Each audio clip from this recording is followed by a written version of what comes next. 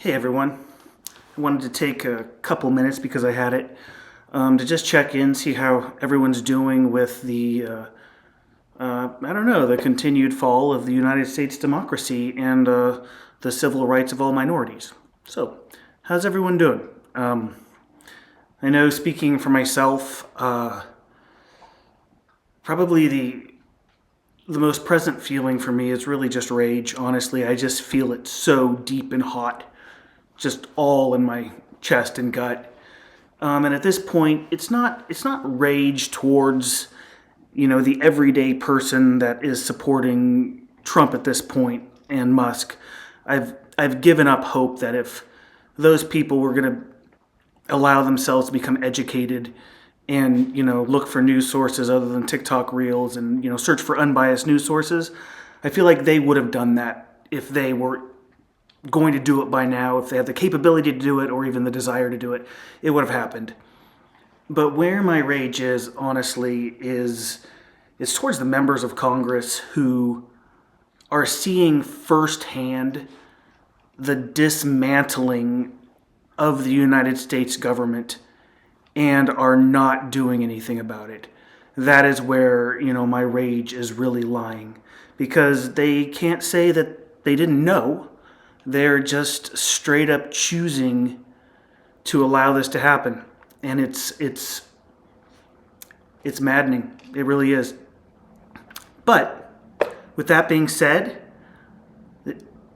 the people of the United States, and honestly people all over the world, are really rising up against what's happening in the United States.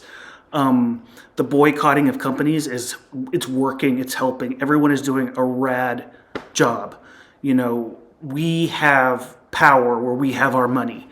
Just one example, Tesla stock has fallen almost 50% since Inauguration Day. So if that is not the people showing their power, I don't know what is. There are protests everywhere. The media coverage is super sparse. They're not covering it as much as they should, but practically every day there is a protest going on for veterans, trans people, racial minorities, Ukraine, Palestine, just everything is being protested because the government is making terrible decisions for us. So everybody, we are doing great. Keep it up. Don't stop. We can't stop. The one other thing I wanted to share is I've just been trying to wrap my head around what is going on. Things were going well, and then they weren't going so well, and then they've gone completely south. And so I put a lot of time just thinking about what in the world's going on, and I came across this term on the internet, so we know it's true, right? But I came across this term on the internet, and it's let me just read it to you so I don't butcher it. I'll read it to you, and then I'll explain my thoughts. Okay, so the term I came across is extinction burst, and I'll read you the definition. An extinction burst is a temporary increase in the frequency or intensity of a behavior that occurs when reinforcement for that behavior is removed. This phenomenon often happens as individuals attempt to regain the reinforcement they previously received before the behavior eventually decreases and stops. Okay, so that was a mouthful, but let me tell you my thoughts. I feel like, and I'm not calling out Republicans, because the current presidency and Trump and Musk and what they have going on, that is not aligned with any United States political party. That is straight up fascism. It's not. But here's what I think is going on. I feel like, I've been talking for years about how there's this pushback building, and I feel like that pushback is now to this extinction burst event. I feel like the whole foundation of the far-right movement is largely based on white male perceived grievances.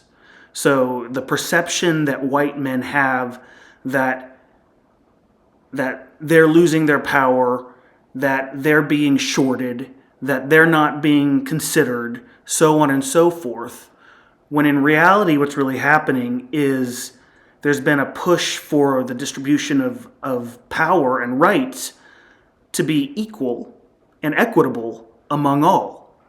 But white men, and particularly white men, really it's white men across the board. I was going to say in power, but also, white men who are struggling financially, white men in the middle, all white men, it seems, are really pushing back against the fact that there is this reallocation of power and resources.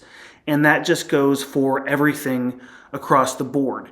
And so we really saw in Obama's 2 terms a huge push forward towards civil rights, racial equality, women's rights, all the things that we want, right?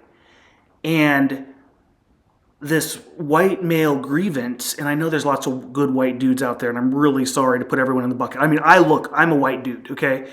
But, they felt so shorted and squashed during that period because their perception was that they were losing something, and not really understanding is what they were losing was something other people should have had all along.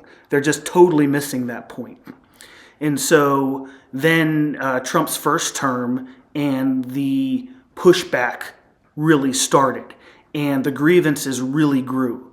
And then even after Biden was elected, the momentum couldn't stop, and it didn't stop. And it in fact continued, intensified, and organized.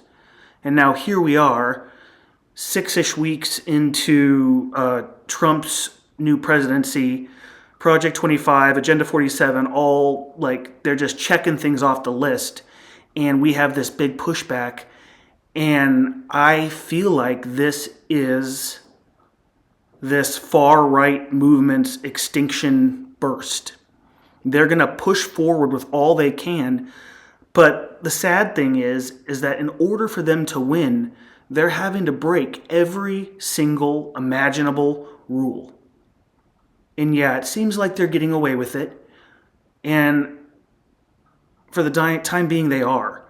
But it's not going to stand. This is their extinction burst. So with that, being out there, and of course this is all my opinion, this is me staying up at night trying to piece everything together. We've got to keep fighting, okay? We cannot force this bubble to burst if we don't keep putting pressure on it. We've got to keep up the boycotts, the protests, the sit-ins at the town halls. We've got to do that. And you've got to be visible. All of you. I know it's hard. Especially right now because it's dangerous to be visible. I get it. I do. I'm risking it all. I'm the financial support for my family. I've got 2 kids. And I'm here and I'm doing whatever I can to be visible.